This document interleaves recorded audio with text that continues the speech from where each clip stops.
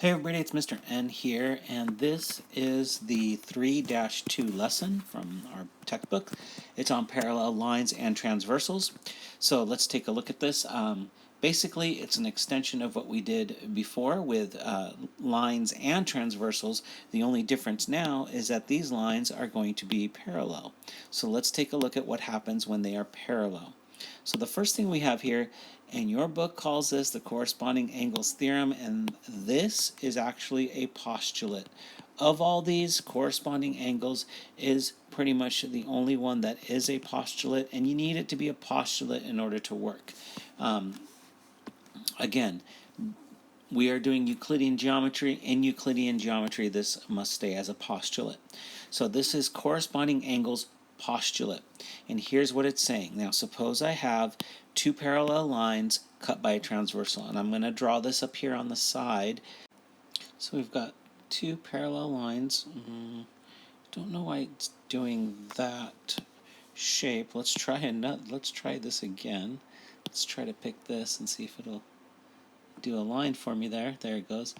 If I've got two, and let's do a second one. Two parallel lines here. Oops. This tool is giving me a hard time. There we go. And let's put some arrowheads on here, and let's put a transversal. So we've got an arrowhead there, an arrowhead there. And now let's put a transversal. We can do it in a red color. Hopefully this tool works for me. Let's try it one more time. Like that. Oh, there you have it. It actually did it. This tool is finicky in the software. So we've got two parallel lines cut by a transversal. Now it doesn't matter how you draw these parallel lines. Let's do this to indicate that they are parallel though. And I'm going to label some angles in here. We'll say angle 1, 2, 3, 4, 5, 6, 7, and 8. Okay, so here's our diagram. It says in the diagram to the left, but I wrote it right here. Angle 2 and angle 6 are going to be corresponding angles. So right here, I've got angle 2, and right there I've got angle 6, and these are corresponding angles. So angle 2 and 6 will be congruent, just like 3 over here will be congruent to 7, and you've got many more. You've got 1 and 5, and you've got 4 and 8. So we've got more than the ones just listed here. I'll list them all for you. You've got 1 and 5. Angle 1 will be congruent to angle 5. You've got 3 and 7. Angle 3 will be congruent to angle 7, and they put that right there. Then you've got 2 and 6. Angle 2 will be congruent to angle 6. And finally 3, 4, and 8. Angle 4 and angle, let's put the congruent, will be congruent to angle 8. All right, so those are all our congruent angles right there. Okay, with that are corresponding. Now we've got other ones that are congruent, but these are going to be now alternate interior. So let's look at this. Remember, for alternate interior, we're looking for the z. And here again, what the theorem is saying is if these two lines cut by this transversal, if these two happen to be parallel, then I get a special situation. I'll get congruent angles. So again, if the two lines and they are cut by a transversal and these two are parallel, you get special things that happen. So for this one, we're going to get alternate interior, so 3 and 6. Angle 3 will be congruent to angle 6. And then the other way around, if you do the z backwards, this way, you get 4 and 5. So angle 4 will be congruent to angle 5. Alternate exterior, remember I told you look for the interiors, 3 and 6, so then go vertical, so that would be 2 and 7. So 2 and 7 will be congruent. And then the same thing with the other one, angle 1 would be congruent to angle 8. Now, consecutive interior, remember this is the same thing as same side interior that we talked about. So for consecutive interior, it's weird how that's doing that, but consecutive interior, then in this case, they're not going to be congruent. I mean, you can take a look at it and tell. 3 and 5, these are consecutive interior. These aren't congruent. You can obviously see that this angle is smaller than that one. This is acute, that's obtuse. 3 and 5 will be supplementary. Same with 4 and 6. So consecutive interior will be supplementary, and guess what? Consecutive exterior, so 1 and 7, those will be supplementary as well. So consecutive interior and consecutive exterior will be supplementary, or same side interior, same side exterior. And what do I mean by supplementary? That means angle 3, so the measure of angle 3 plus the measure of angle 5 would be 180, and so on with the other ones. Okay, and then alternate exterior, we talked about that's going to be right here, those will be congruent. Same side exterior, we just talked about, those will be supplementary. So it's pretty much the same as what we did the other day. The only huge difference is that if the lines are parallel, then special circumstances occur. We get things that are congruent and we get things that are supplementary. So as long as these two black ones end up being parallel, we are all set with those. Then we've got this last thing, the perpendicular transversal parallel theorem. So this is just saying if I've got these two parallel lines, and I'll just draw it right here for you again, and I'll do it quick like this, and these two are parallel, and then I end up with a transversal. And if this transversal is perpendicular to one, well, it's got to be perpendicular to the other, and that's just like a transitive property there that we can use for that. All right, so now let's take a look at some of the examples we have, and we'll go through some of these examples. You guys are going to do student journal in class, but I want to do some of these right now for you here. All right, on this first one, since we have parallel lines right here, these two are parallel, we know that same side interior corresponding are going to be supplementary. So that means this 90 plus this 5x will be 180. So 5x equals 90. So x will be 90 divided by 5, which is 18. Over here for this one, we know that 6y plus the 3y will also be 180. So 8y equals 180, so y will be 10. All right, moving to the next problem. Here's our parallel lines. Identify those. These would be supplementary. So 8x plus 4x equals 180. So 12x equals 180. So x will be 15. And on the other side of the transversal, you have 5y plus the 90 equals 180 right here. So 5y equals 90. So y will be 18 as well. Okay. Over here, let's identify parallel lines. These two are parallel, so you can say these are corresponding. So y will be equal to 2x plus 10. Okay, that doesn't quite help me solve for it. And then we've got these two are parallel. These will be same side exterior right here. Let's use this tool. So these will be same side exterior, right? Because these are parallel. This is your transversal. Here's the same side, and these are exterior angles. So on this one, we will end up with one, oops, wrong one again. We will end up with 140 plus y equals 180. Same side exterior, so y will be 40. Now, since we know what y is, I can put it here. 40 equals 2x plus 10.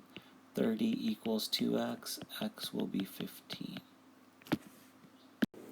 So, taking a look at the next one, let's see what we have here. We've got this x, 40 degrees here, y, and 70. All right, so what we can do is we've got these lines as parallel right here. So we know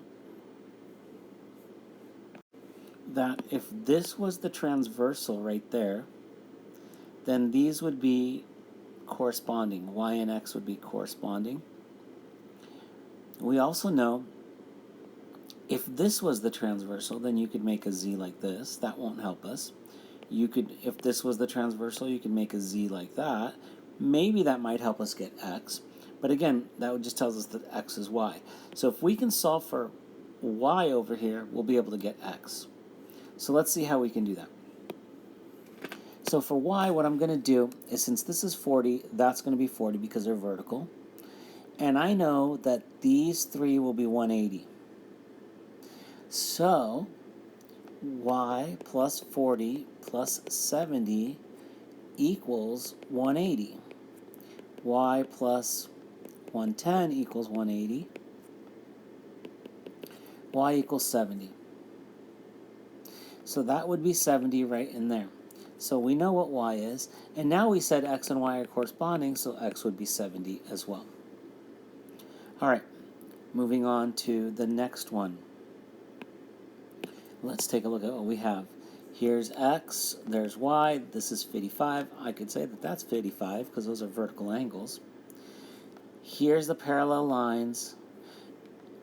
If this was the transversal, then these two would be corresponding, so y would be 65. All right, we can solve for x by doing kind of the same thing that we did before.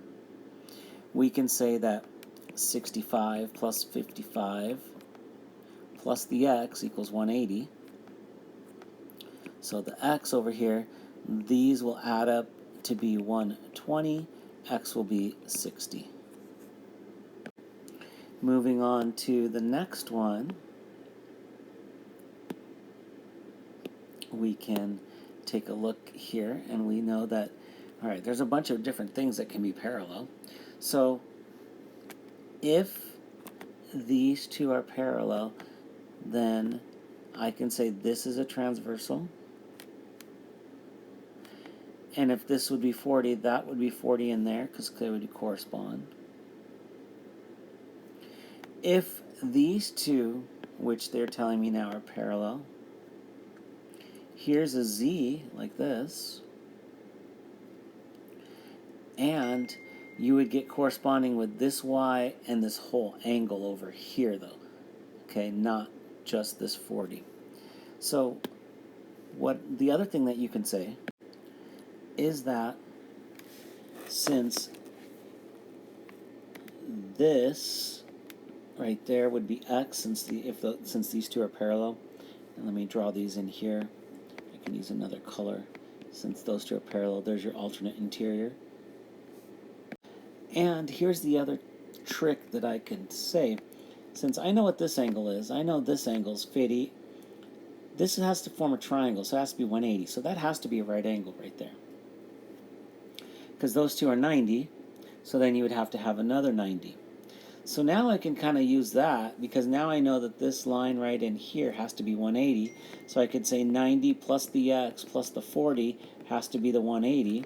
So x would be, this would be 90 minus 40, so x would be 50 also. Or you could have just used the fact that since these are parallel, here is your z right in here. So z would be this x, which would be 50, and then z would be with the other parallel lines, so that x is 50 as well. And now since we know that this is 90 right here, that means this whole angle is 90. These two are parallel, so these two angles on here have to be 90. So we can conclude that y is equal to 90 degrees. All right, moving on to the next one. On this one, let's take a look. Here is the parallel lines, and you have them the other way as well. Since these are parallel, this is 42, so x will be 42. And this one has a z in it too, so we can say since this is 42, that's 30, I can solve for my y, because it has to be 180. So y would be 180 minus the 42 minus the 30. So that gives me a value of y as 108. Okay. Since y is 108, now I can see what I could do to solve for z, because I know that this is 42, so this was 42, this was x. This was 30 up here, so this is 30 again. So now I could say 6z. There is another method, but I'm showing you this because you don't know the other method yet. So I can say 6z plus 30 plus 42 has to be this triangle, which is 180. So 6z plus the 72 equals 180. So 6z would equal 108, which would result in z being 18. All right, let's move on to the next one. And on this one, I've got parallel lines this way, and these two are parallel as well. So I know that these are corresponding right here and right here. I know that these are same side interior. So I could say 70 plus the x has to be 180. So we could solve for x right away, and that gives me 110. So that means these correspond to each other. So 4y plus the 14 must be 110. So 4y must equal 96, which means y is going to be 24. So y is 24. And now I can solve for z because these two are corresponding. So I could say 3z plus 8 equals 4 times this 24 plus the 14. So it's 3z plus 8 would equal 4 times the 24 plus the 14 would give me a total, again, we're back to 110. So then I would get 3z equals 102. And then 102 divided by the 3 would give me z as being 34. All right, on to the next problem now. Let's see what we got. We have parallel lines, and I will draw them out again like this and this way. So these correspond 60, and the 2y plus 10 is going to be 60. 2y equals 50. Y will be 25. So we got y. Now, here is parallel lines. I could say alternate interior. So 3x plus the 2y plus, or equals the 2y plus 10. So let's erase that and put in equals the 2y plus 10. But I know what y is. Y is 25. So 3x equals 25 in there, so that's 50 plus 10. 3x equals 60, so x is going to be 20. So now I've got x, and now I can get z. Well, I know what x is, and I know 3x plus the 5z. We'll put it on the side here. 3x plus the 5z equals 180. I know what z is, I know what x is, and that's 20. So 60 plus 5z equals 180. So 5z would be 120. So z is going to be 24. All right, on to the next one. And on this one, I've got parallel lines here and here. I know that this is 40. We have 2z and 5y. Those have to be 180 together. This is a right angle, so that's got to be a right angle. So that means if that's a right angle, x has got to be 50. And that one was easy because this whole triangle adds up to be 180. Now I have this line and these two as being parallel, so these are corresponding. So 5y would equal 50, so y is 10. So since this is 50, that's 50. Then I could say 2z plus the 50 equals 180. 2z equals 130. Z is going to be 65. All right, let's take a look at this proof, see if we can prove this. Okay, we are given that these two are parallel. We need to prove the measure of angle 4 plus the measure of angle 2 plus the measure of angle 5 is equal to 180. So we can prove that the sum of the angles of a right triangle are equal to 180. So let's put in the AB parallel to CD. Step 1 is our given. And step 2, this is a good proof because we're proving that the angles of a triangle add up to be 180. Well, look at step 2. 1 and 4 are the same. Okay, angle 1 is congruent to angle 4, and angle 5 is congruent to angle 3. And this is alternate interior angles. Okay, so that means the measure of angle 1 equals the measure of angle 4. This is a technicality step. The measure of angle 5 equals the measure of angle 3. and this is by definition of congruent. And so now look what I can do. I know that the measure of angle 1 plus the measure of angle 2 plus the measure of angle 3 equals 180. It's not linear pair, because linear pair would have 2. This is definition of a straight angle, because a straight angle adds up to be 180. Okay, a straight angle formed is 180. So now that I know that, let's see what else I can do. Okay, well, I know angle 4 is angle 1 right here. Okay, angle 4 is angle 1, so I'm going to put in a 4 right there. And I know that angle 3 is angle 5, so I'm going to put an angle 5 right there. Just basic substitution at this point. So the measure, this is step 5, the measure of angle. Now let's just substitute 1, so I'll get the measure of angle 4 plus the measure of angle 2 plus the measure of angle, I'm going to substitute the 3, that would be angle 5, equals 180. And all of this was substitution. And I just proved that these angles add up to be 180. All right. Hope that helped. Make sure you look over some of this stuff, and we will do some more problems in class. Thanks for watching. Hit that like and subscribe button, and I'll see you guys in the next video.